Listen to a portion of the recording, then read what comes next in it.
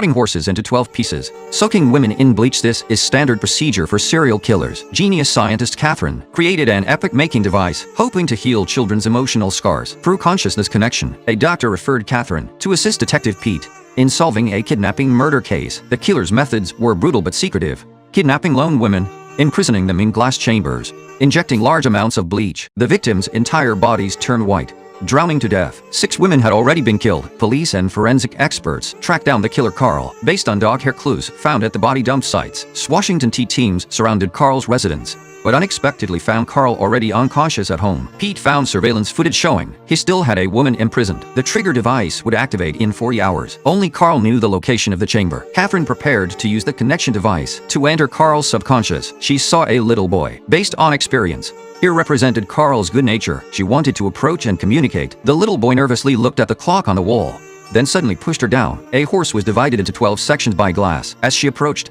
she discovered parts of the flesh were still alive. Even the heart, cut in half, was still beating. Catherine followed the little boy to an even more bizarre room. Dolls made from women's corpses hung on the walls. At the end of the corridor, she found Carl's evil persona, draped in hundreds of meters of silk. Walking down step by step, Catherine pressed the switch to disconnect from consciousness. The first attempt failed. Carl's evil persona was too strong. Catherine thought that having a dog lick his hand might make him happy, so she connected again. But the device experienced a power failure. Catherine dismantled the device to check the circuit breaker. When she turned around, she found herself hanging in the air. She had already entered Carl's consciousness. This time the scene overlapped with reality. After escaping from the glass box, she saw Carl's childhood memories. He became this way because he was often abused as a child. His father forced him into water baptism, nearly drowning him. This was why he drowned his victims. Catherine tried to guide Carl. The evil persona suddenly appeared. Before she could press the button, she was fitted with a collar. In reality, the psychologist realized Catherine was in trouble. He connected to the device and entered Carl's subconscious. Pete entered and easily found Catherine. She was like a walking corpse. Pete tried to wake her up. The evil persona arrived first. Pete had no power to fight back. Before dying,